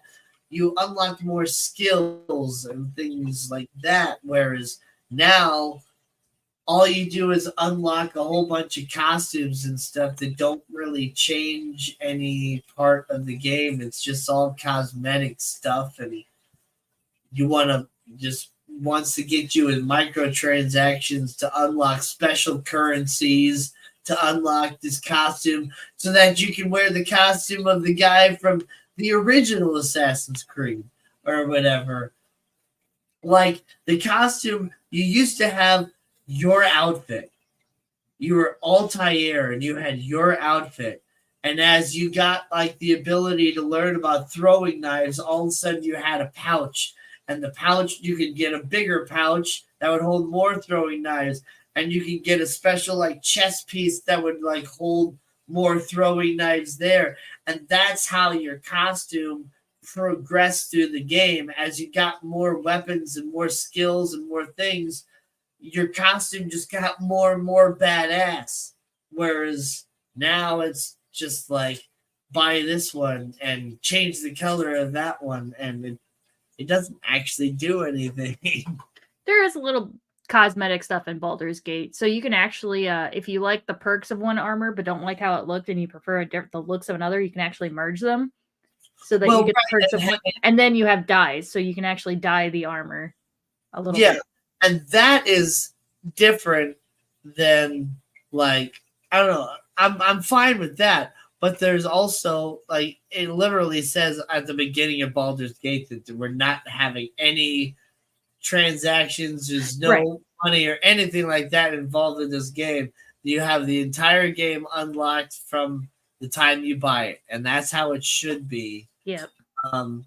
But yeah, having some cosmetics with the different armors is nice because you unlock an armor that gives you this really cool ability, but it looks like garbage because of the auto generation of the thing. Like you don't want to wear a pink armor that over your yellow armor. You want it all to be yellow. So I that's fine. I'm fine with that sort of stuff. But when the game is literally just focused on the paywall, let's get every little bit of money that we can out of these people. Like that was just so stupid. We did start you mentioned Fallout earlier. We did start the Fallout TV show on Amazon Prime. Yeah. 3. I think we're 3 episodes in. It's pretty good. I never played Fallout, so I don't get like all the references. We have to keep pausing, and Nathan has to keep telling me like about the lore and stuff. Oh yeah. But no, so far it's good. See, I was hoping that me and my Friday night buddy were gonna watch that show together, but we were gonna watch it last week. But he's just like, no, I have to wait for Julie or whatever. And his wife was not feeling good, so she was hanging out back in the room while we were hanging out. But then I guess at some point during the week, they started the show without me. She didn't like the first episode. She thought it was too crazy and gory or whatever for her, to where she didn't keep watching. But he kept watching up to like 3 episodes. I think he fell asleep like in the 4th episode because he was so tired or whatever, like the night before, I guess, or something. So I was like, man, you started the show without me because I don't have Amazon Prime. And gotcha. I was hoping he was going to watch it with me. And but nonetheless, he did like rewatch the first episode with me. And I started getting like really tired near the end of it and stuff last night, to where I didn't have the ability to stay and watch a second episode. But it is a really good show. They are doing like all the lore like correct as far as like the games go so far. They're really showing like the aspect of like how the Fallout is like according to the game, to where like the vault dwellers are just like kind of ignorant or whatever in their own little world underground. I have no idea what's going on in the surface and stuff, to where the surface dwellers are just ruthless savages, more or less. And then they do the Brother of Steel armor with the T60 armor. It just looks fantastic. And like, yeah, they're doing a really good job. I've only watched the first episode. But oh gosh, I just loved the beginning. And I don't want to, spoil it for anybody, but just the very beginning of the show, where they show it like before the nuclear fallout, and you get like to see everything happen or whatever. Like, oh, they did so good with that. It was good. So good with that. I'm just like on the edge of my seat, just like, wow. Just, yeah. I'm gonna have to download Amazon Prime Video or whatever onto my Xbox and steal their freaking sign-in stuff so that I can watch it. Because if he's not gonna wait for me, right, I'm gonna have to watch it myself, or at least I'm gonna have to catch up to him so that we can like watch it together or whatever. Because it's really, really good, and it just makes me want to play the game more again. So I really want Fallout 5 to come out. Is that what this game or the show is based off of? Is Fallout 5 or Fallout 4? No, so I am not 100% sure exactly where the game falls in timeline wise, and I'm gonna look that up because. Or is it kind of like a generalized all of them? I don't know. Nathan was saying that the 3 characters in the show line up pretty well with the 3 characters in the game. Well, I don't know which one. Yeah, but there's several different characters in different games. But okay, so officially the Fallout show is set in the year 2296, which takes place later than any other Fallout game currently released. Oh. So for example, Fallout 4 takes place in the year 2287. Fallout New Vegas is set in 2281, and a full 15 years prior to the events of. Oh, yeah, okay, so.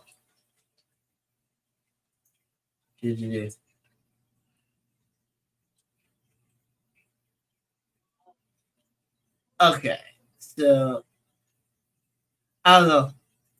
I'm gonna have to read more into the how the timeline officially goes, and I'm not gonna sit there and do that right in the middle of the live stream. You guys, if you're interested, you can do that your own. I'm sure there's YouTube videos and stuff out there, which is exactly what I'm gonna look for and watch probably after the live stream to see exactly where it fits in, because you know, with these shows and things like that, they want to show Easter eggs and different parts of, all the different games and stuff in there. But as as they try to do more of that, it's gonna eventually conflict with something. Yeah. They're gonna want to show something from a game, and it's like, well, that happened 15 years ago, and they're showing it now or whatever. I'm sure something like that is going to happen in the show at some point, because Easter eggs, like, they do weird things and stuff, and that's what kind of really ticked me off about that Halo show that they did. I watched the first episode, and I did end up trying to watch the second episode, but it's just started making me so mad that I just had to like I'm done with this show completely. But the very first episode pretty much pissed me off in the first 5 minutes, because like we had gone like 20 years of Master Chief being this faceless hero and being not the best at anything, but being more or less the second best at everything. Yeah. Like, he wasn't the fastest Spartan. He wasn't the smartest Spartan. He wasn't the strongest Spartan. He wasn't the biggest, but it was his mind and his ability to be so versatile that made him the best or whatever and all that. But just being the faceless hero and just the voice, he could be any of us. You could put your own face behind the mask and be like, I am Master Chief. He was the universal hero. And then what do they do with this TV show? Within the first 5 minutes, freaking Master Chief takes his helmet off and he's this freaking idiot. And like, he's not at all like the Master Chief in the games. And of course, they started throwing like the timeline off and all that stuff too, because all this stuff is supposed to be taking place before like the very first Halo game even happens. But then they're showing like Halo rings and talking about stuff in the lore that they're not even supposed to know yet, because it hasn't happened yet. And like, I don't know. Like, they just did a really, really bad job with that. I'm surprised that they even made it to like a second season or something like that. Because I guess the people out there that never even played the game, I guess, are probably sitting there and enjoying it enough to keep watching it. But yeah, it just made me so mad because, gosh, Master Chief in that show spends more time with his helmet off than he does with his helmet on doing any of the Master Chief stuff. Right. Yeah, I can't watch that show at all.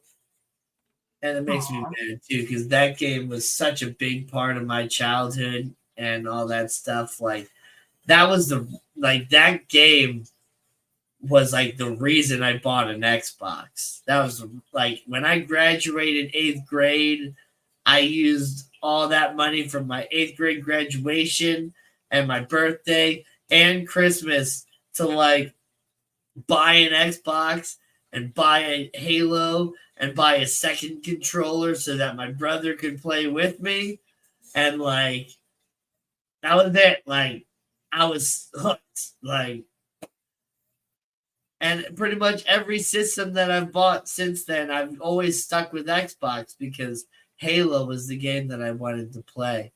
And gosh, it's just that game is so different now to where I can't play the game anymore. I can't watch the darn show anymore. Like it's just become so modernized and weird that it just doesn't make sense anymore at all.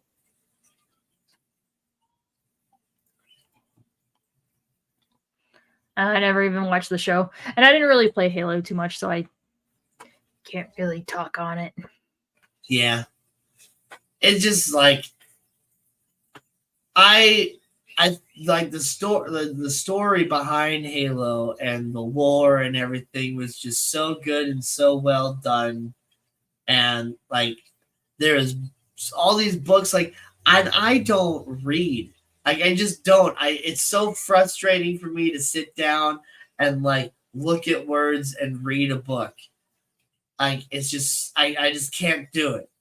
But I was so into Halo that I actually was reading these books and buying books to read them. And like pretty much those are like the only books that I've actually sat down and read was like the Halo books and the Lord of the Rings books. That was it. Like every other book that I had to read in high school, like I would kind of read some of it, I'd skim through most of it, skip a couple pages, do this, basically gather as much information about the book that I needed to in order to pass my class. Yeah. But like, yeah, the Halo books and Lord of the Rings, I would read those because those stories were so good and captivating, and there was all these different languages and all this different stuff too, and it's really really good. And the like stuff that's like very relatable too about like this alien race that's just kind of blinded by their religion and they think they're going and doing the right thing, but in real life uh they're going to create the destruction of the entire universe. And the humans think that they're doing the right thing, but they're also leading to the destruction of the entire universe. And you have to uncover all these different secrets and things to find out, how to not go to the destruction of the entire universe. So, yeah. Yeah. Good stuff.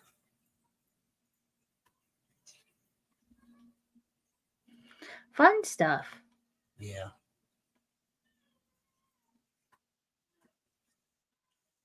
Anybody buy any cool fish this week or anything like that? We got just a couple minutes left. Oh, you remember that pink, what I thought was a pothos plant that's not a pothos? I forgot what it's called. Remember that little dendron, right?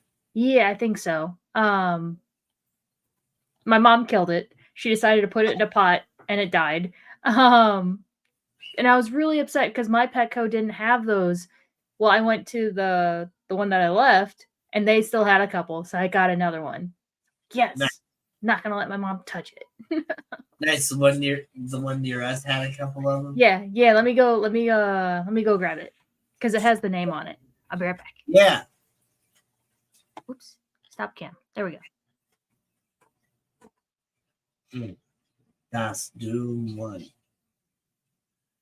Yeah, playing Doom on DOS. Oh man, I miss the old DOS games. There's this really fun game that I guess was originally inspired probably by Mario and stuff. I mean, Mario, that whole aspect of gaming was an inspiration for a lot of different games.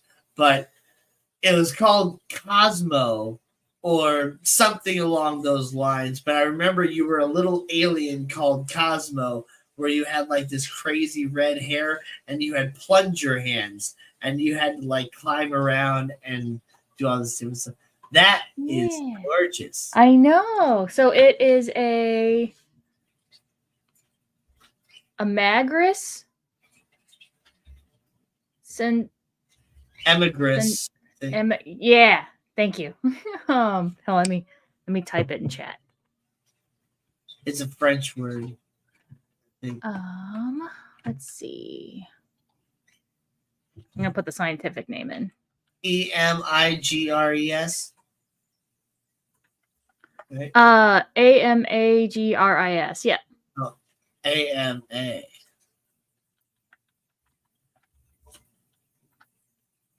GRIS. Oh, Calathea. That's what it is. Calathea. Yep. Yeah. All right. So that's the scientific name that's on it. I'll put it on your side so you know. Calathea amigris. Yeah. But that's Oh, sorry. There was 2 eyes. My bad. and that's a specific species, I guess. Yeah. 10th race. I don't know how to say CT together.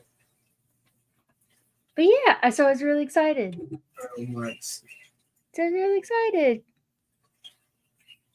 So, and whenever I looked up that scientific name, other ones didn't have the pink on it. So I wonder if there's like another variety that's not in that name that this is, or maybe it loses the pink. I don't know. I'll be a little upset if it does, but oh well. But yeah, I was trying to figure out like what the potting mix is that I need.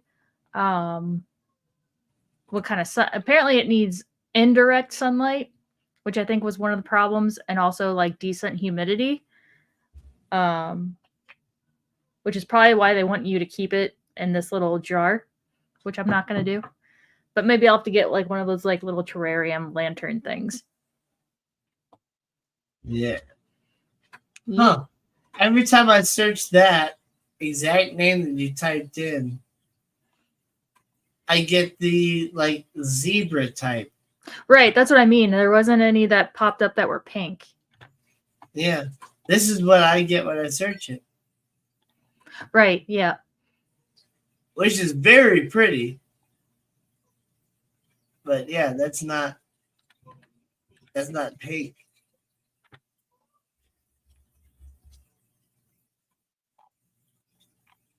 Yeah, even when you type in pink behind it, it doesn't pull it up.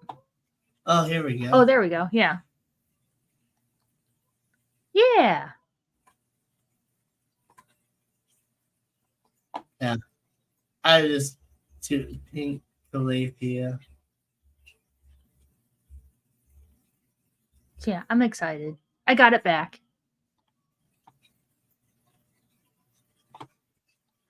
Nice. Yeah, so indirect sunlight. Water retaining soil. You can put it in a window. You just don't want to put it outside. Right. Because that's just too much light on it. If you put it outside, you want to kind of put it in like a shady area where it gets some light like through a tree or something like that, but it's not getting direct light. But in a window is fine, because it does kind of prevent some of the direct light when you have the It window. filters the light a little bit. Yep. But you can't do it if you have the that UV film on your window. Yeah. That's where a lot of people be careful if you ever are getting new windows in your house, because they have these window filters and stuff that they can put on there, and it's like window tinting more or less for your car, but they can put it in the windows for your house as well. That help, they'll say it's good for energy efficiency. It keeps your house cooler and all that stuff, because the UV is not coming in and getting your house as hot, which that's great for that. But if you put a UV filter on your windows, you cannot grow indoor plants in a window, because the UV is what the plant actually needs. It's not the light itself. It's like the UV. So your plant is going to do all right-ish for a little bit, and it's just going to Yeah. Yeah. Nutrient deficiency. Yeah. All right. But yeah, that was one thing I forgot to share that I bought this week is a new plant. Oh, it's in water too. Yeah. They say that you should only keep it like an inch full if you wanted to keep it in this. Wow. But I can already see that it's got a little bit of root rot, so I need to get it in a pot. Yeah. Get it in a pot, but when you first put it in the pot, still kind of get a plastic bottle and make a little greenhouse.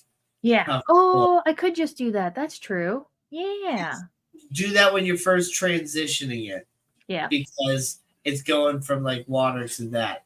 And that'll help keep the humidity up and help all that, just to kind of give it a boost. But then after a little bit, you can take the greenhouse thing off and just have it as a nice window plant. Yeah. But anyway, guys, thanks for joining us. We will see you guys next week on another awesome episode of Fish and Friends. Hopefully more people join us, but I hope to have some fun things to share with you guys next week too. Because I got some plans this week, and I got the karaoke contest and all that. So I will let you guys know everything next week. So we will see you then. Yep. Bye. Bye. So long. Thanks for the video.